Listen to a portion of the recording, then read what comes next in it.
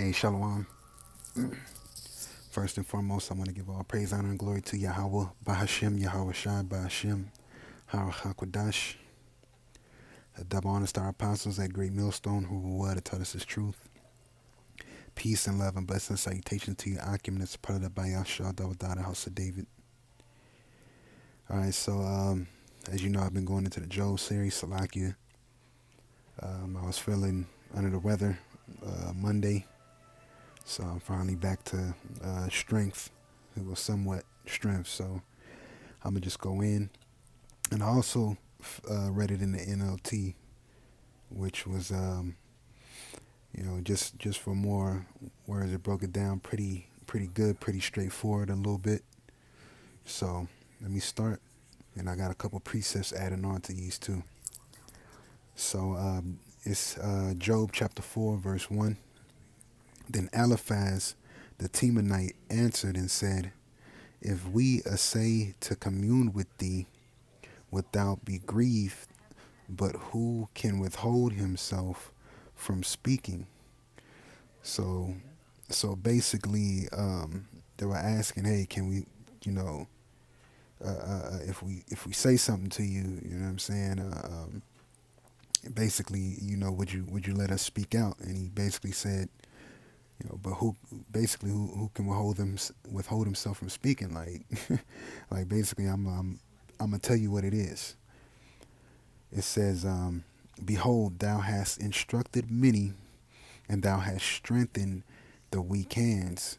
And I'm gonna say this, okay? Let me get this real quick,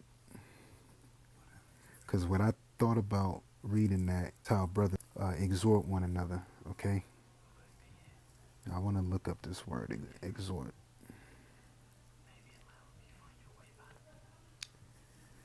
So, in the book of Hebrews, yeah, this Hebrews chapter 3, verse 13. But exhort one another daily. And that's what I see what's going on here. Okay? Look at what he says. He says, Behold, thou hast instructed many, and thou hast strengthened the weak hands. And there's also another scripture, but I don't gotta get it. It says, while but exhort one another daily while it is called today, lest any of you be hardened through the deceitfulness of sin. Now let's look up this word sin. I mean, it's like it, exhort.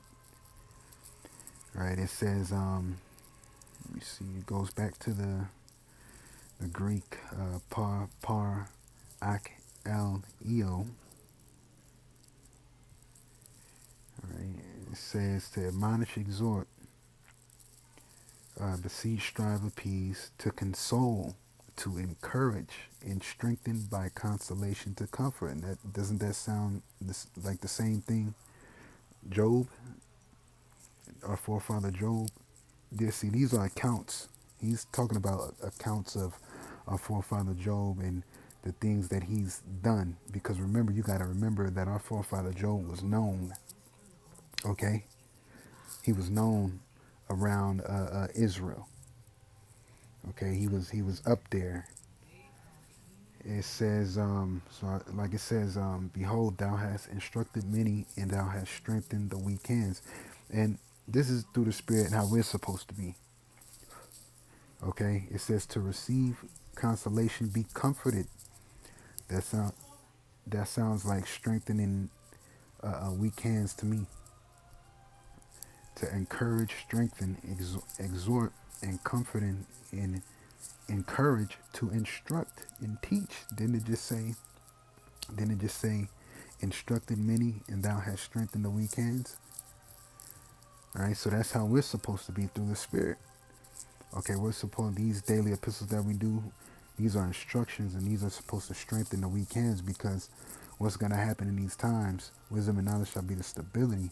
So when we do these epistles to you, brothers, to you few sincere sisters out there, all right, it's to strengthen you.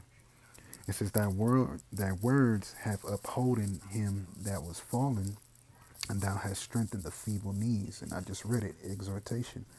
But now it is come upon thee, and thou faintest. It touches thee, and thou art troubled.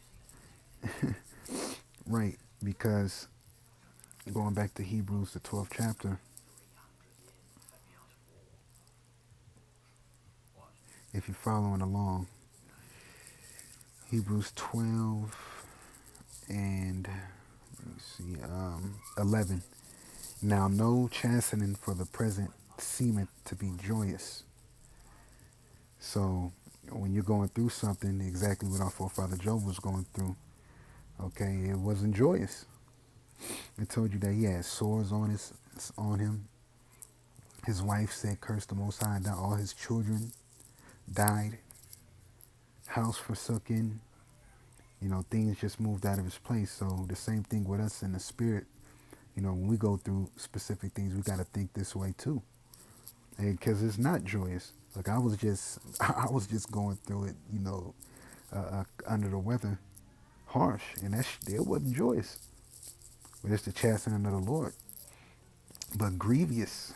Nevertheless, afterward it yieldeth the peaceable fruit of righteousness unto them which are exercised thereby. Let me look this word exercise. To exercise regularly.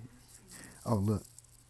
To exercise vigorously in any way, either the body or mind. So when these chastenings happen, okay, through the Spirit, it bringeth forth the peaceable fruit. Okay, like it says to exercise vigorously in any way, either the body or mind, because what these chastenings do, they basically exercise you. It's like putting you through. It's like the Lord's putting you through boot camp. Okay, and it could be something harsh on your body. All right, to where you like, damn, I gotta get this together on body, or it could be something mentally that you gotta go through. Okay, it says, "Wherefore lift up the hands which hang down and the feeble knees." So, all right, that's it on that.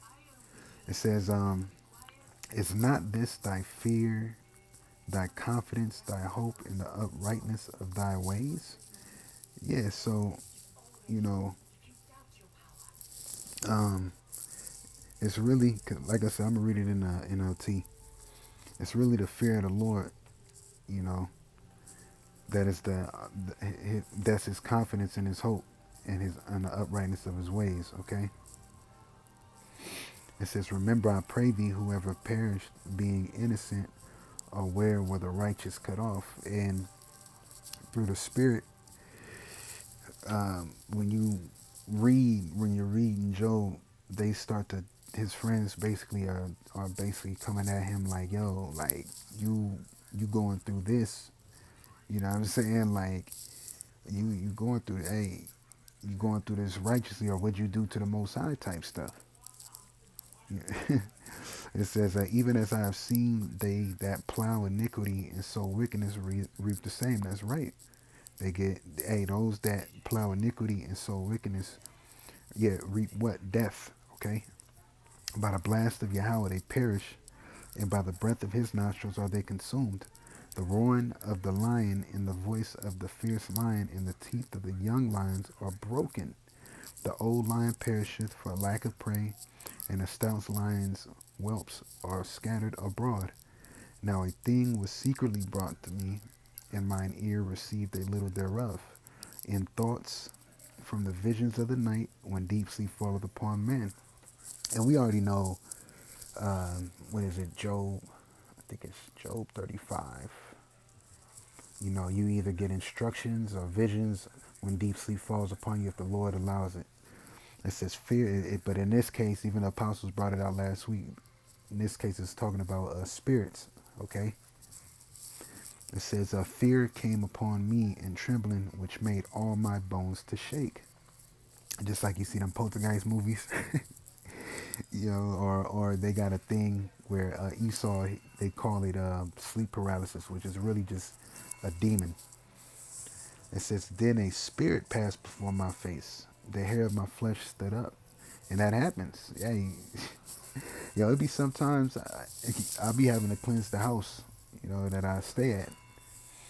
Because sometimes I'll be looking up and I'll see something move and I'm like, oh shit, you know.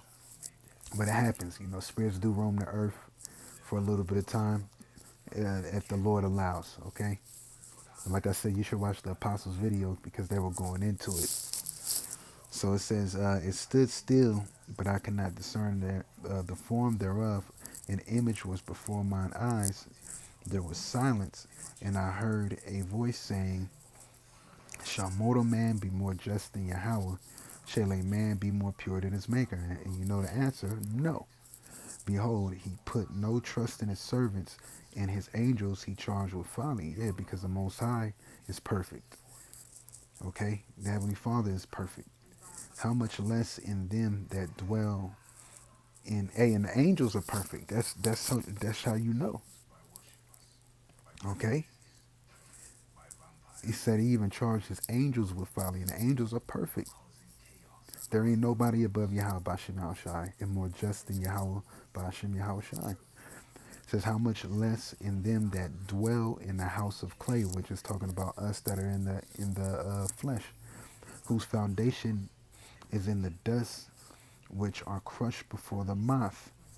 They are destroyed from morning to evening. They perish forever, regarding without any regarding it.